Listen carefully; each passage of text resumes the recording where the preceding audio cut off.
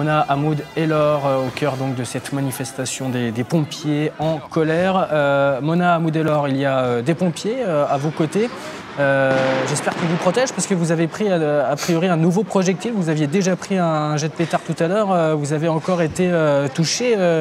Comment allez-vous ?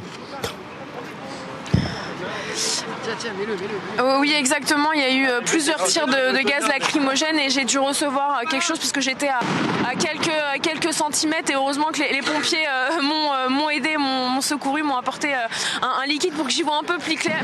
En tout cas, là, ça va un peu mieux. On est justement entouré de pompiers qui sont ici et qui manifestent depuis 14 heures sans relâche car ils sont en colère et depuis 14 heures ce cortège défile dans les rues de Paris, de Place de la République jusqu'ici Nation, et vous l'avez vu sur les images, il y a eu des frictions entre les policiers et les pompiers. Il y a eu cette barricade qui a été bousculée par plusieurs pompiers. Beaucoup me disaient elle est extrêmement symbolique cette barricade, et il y a eu des tirs de gaz lacrymogène nombreux de la part des forces de l'ordre, également des canons à eau de sapeurs-pompiers qui sont fatigués, qui sont en colère. Ce sont leurs mots. Il y a aujourd'hui cette réunion à 14 heures qui était censée peut-être ouvrir une porte, notamment concernant cette fameuse prime du feu qui veut être réévaluée à 28%. En tout cas, je vais laisser la parole aux pompiers. Bonjour à vous, merci d'être avec nous. Pourquoi est-ce que c'est important pour vous aujourd'hui de manifester? Vous le faites depuis juin 2019. Alors c'est important de manifester, déjà parce que, comme vous l'avez dit, on aimerait avoir une revalorisation de la prime de feu, donc à 28%, on est actuellement à 19%. Les collègues qui sont en face, eux, ont la prime de feu, leur prime de métier à risque, justement à 28%. Alors je vois pas pourquoi nous, sapeurs-pompiers, on est considérés, nous on sait qu'on a un métier à risque, mais pour l'État apparemment on n'est pas un métier à risque. Donc nous on veut être mis à la juste valeur, au même niveau que nos collègues en face et avoir la même prime de feu, donc à 28%. Mais on n'est pas là que pour ça non plus, on est là également aussi pour les retraites. On essaye d'avoir aussi notre avantage, c'est de garder les 5 années de bonification, tous les 5 ans garder une année bonification pour notre retraite, parce qu'on a un métier qui est difficile. Tous les jours, on est confronté de plus en plus déjà aux agressions, d'accord. Les interventions au fur et à mesure des années, elles augmentent, mais les effectifs ils diminuent. Donc les camions. C'est le manque de reconnaissance. Voilà, déjà, c'est le manque de reconnaissance. Ça fait déjà des mois et des mois qu'on est en grève pour ça. Plus les années passent, plus les interventions augmentent. Par contre, dans les camions, l'effectif il diminue. On part avec un fourgon incendie à 6. En ce moment, on est plus sur du 4. Une ambulance, d'accord. On est à 3 normalement dans une ambulance. Là, des fois, on part à 2. Donc là, le service public est en danger, la population est en danger, et donc c'est pour ça qu'on manifeste notre colère, et on aimerait aussi justement avoir une revalorisation pendant la prime de feu pour nos retraites et aussi pour de l'effectif. Et justement, vous parlez de la pénibilité. Nous en tant qu'individu, on sait que le métier est extrêmement difficile, mais vous au quotidien, vous êtes en manque d'effectifs. Comment est-ce que vous faites ? C'est très simple, on fait comme les interventions, c'est des carences. Comme je vous ai dit, à l'ambulance on part à 2, alors qu'on devrait être à 3. Ça c'est de l'insécurité pour les sapeurs-pompiers. On intervient. Ça a des répercussions aussi sur les gens que vous allez voir. Comment est-ce qu'on traite l'humain quand on n'est pas assez nombreux ?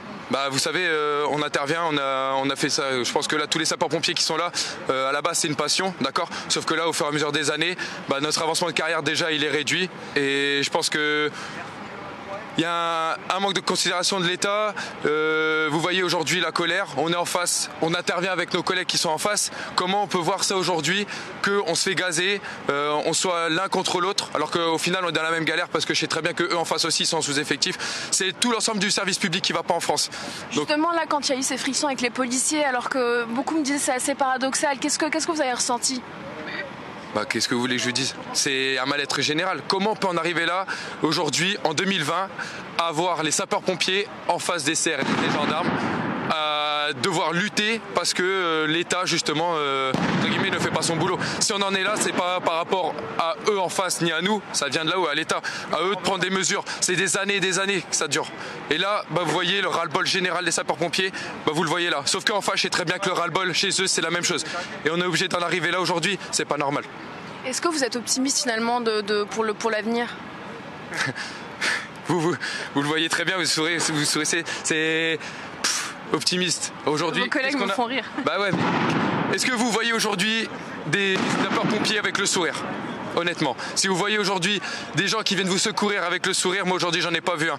Donc comment voulez-vous qu'on intervienne dans de bonnes conditions, que les gens soient pris en charge dans de bonnes conditions, quand vous voulez que le service public en général tourne correctement ? C'est impossible. Pour moi je suis pas optimiste. Après, on sait jamais.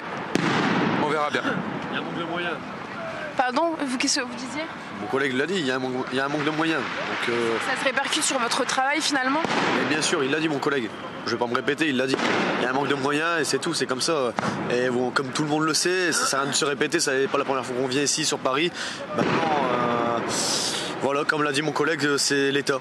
Et vous venez d'où? Roubaix. Roubaix, d'accord. Et vous venez... Pareil, je suis son collègue, Venez de Roubaix. Roubaix. Voilà. Nous, on intervient dans les quartiers sensibles, d'accord.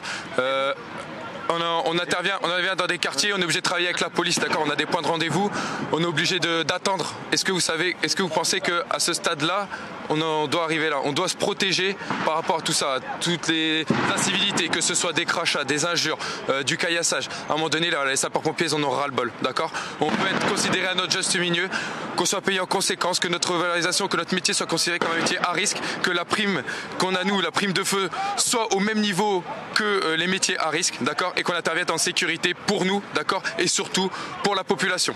Si on intervient avec une ambulance à 2 personnes, on ne pourra pas faire le même travail qu'à 3, donc la vie de la population est vraiment en danger. Et là, il faut vraiment sonner la sirène d'alarme à l'État. Ça va pas. Si on continue comme ça, on va tout droit. Vous voyez, il y a beaucoup de collègues qui sont en burn-out. Il y en a marre.